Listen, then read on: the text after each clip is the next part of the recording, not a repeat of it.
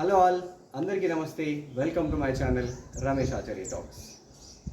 ముందుగా మీకు మీ కుటుంబ సభ్యులందరికీ విశ్వావసునామ సంవత్సర మకర సంక్రాంతి పండుగ శుభాకాంక్షలు.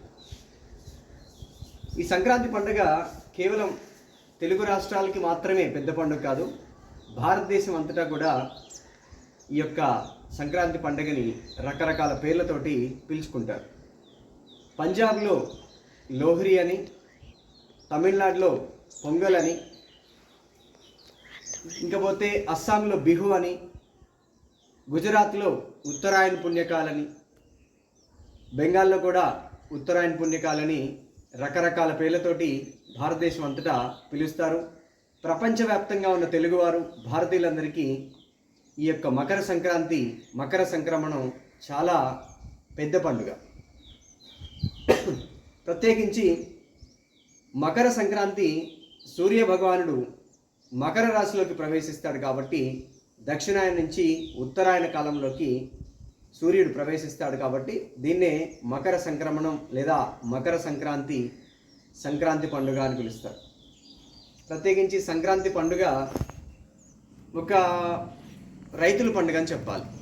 అంటే ప్రతి రైతు కూడా సంతోషంగా తన ధాన్యాన్ని, పంటని ఇంటికి తీసుకొచ్చే క్రమంలో ఆ యొక్క పండుగని జరుపుకుంటూ ఉంటారు. రైతు మీద మిగతా అందరూ కూడా ఆధారపడి రకరకాలుగా సమాజం అంతా కూడా శోభిల్లుతూ ఉంటుంది. కాబట్టి మరొక్కసారి మీ అందరికీ మకర సంక్రాంతి పండుగ శుభాకాంక్షలు తెలియజేస్తూ, ఈ యొక్క పండుగ సందర్భంగా అందరూ ఆయురారోగ్య ఐశ్వర్యాలతో ఉండాలని ఒక్క చిన్న రిక్వెస్ట్ చేస్తున్నాను మీ అందరినీ. ప్లాస్టిక్ని విచ్చలవిడిగా ఉపయోగిస్తున్నాం. ఉదాహరణకి మన తాత ముత్తాతలు గ్రాండ్ పేరెంట్స్ టైంలో ప్లాస్టిక్ లేదు, మన తల్లిదండ్రుల తరంలో కూడా ప్లాస్టిక్ లేదు. కానీ మన జనరేషన్కి వచ్చేసరికి ప్లాస్టిక్ని విచ్చలవిడిగా ఉపయోగిస్తున్నాం. ఉదాహరణకి ఫర్ ఎగ్జాంపుల్, మనం చిన్న హోటల్కి వెళ్తాం. హోటల్ చూడటానికి చాలా బాగుంటుంది. తను ఏం చేస్తాడు, హోటల్లో ఇడ్లీ ఆర్డర్ చెప్తే ప్లేట్ మీద సన్నటి ప్లాస్టిక్ లేయర్ పెట్టేసి వేడివేడిగా ఉన్న తీసుకొచ్చి ఇడ్లీ మనకు పెట్టేస్తారు. ఈ సంక్రాంతి నుంచి మీరందరూ కూడా ఒక చిన్న శపథం తీసుకోవాలి. ఏంటంటే ఆహార పదార్థాలు ప్రత్యేకించి తినేటప్పుడు కానీ లేదా కూరగాయలు క్యారీ చేసేటప్పుడు కానీ ప్లాస్టిక్ కవర్ అనేది వాడకుండా, ప్లాస్టిక్ లేయర్ ఉన్నటువంటి ఇడ్లీలు, దోశలు తినకుండా ఇవన్నీ కూడా మనం అవాయిడ్ చేద్దాం.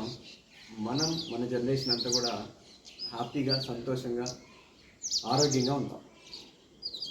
ఎంత దారుణంగా మనం ప్లాస్టిక్ కల్చర్కి అలవాటు పడిపోయామంటే, 20 ఏళ్ళప్పుడు నేను ప్రస్తుతం మా ఊరు గుల్లాపల్లి, చక్కగా మంచి వాగు, చుట్టుపక్కల అంతా కూడా గ్రీనరీ, ఆకుపచ్చ మొత్తం ఉండేది. కానీ ఈ రోజున స్కూల్ ఎదురు కానీ, ఆ టర్నింగ్స్లో కానీ ఎక్కడ చూసినా ప్లాస్టిక్ దారుణమైపోయింది. మనందరం కూడా ఉద్యోగాల మీద బయటకు వెళ్ళిపోతాం.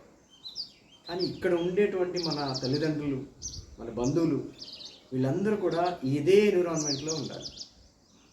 సో ఆలోచిద్దాం, ఖచ్చితంగా ప్లాస్టిక్ని మనం వినియోగాన్ని తగ్గించేద్దాం. మంచి ఆరోగ్యకరమైన వాతావరణాన్ని మనమే సృష్టించుకుందాం. ఇవి మీరు ప్రయత్నిస్తారని ఆశిస్తూ మీ అందరికీ కూడా మరొక్కసారి మకర సంక్రాంతి పండుగ శుభాకాంక్షలు తెలియజేస్తూ మీ రమేష్ ఆచార్య సైనింగ్ ఆఫ్. నమస్తే.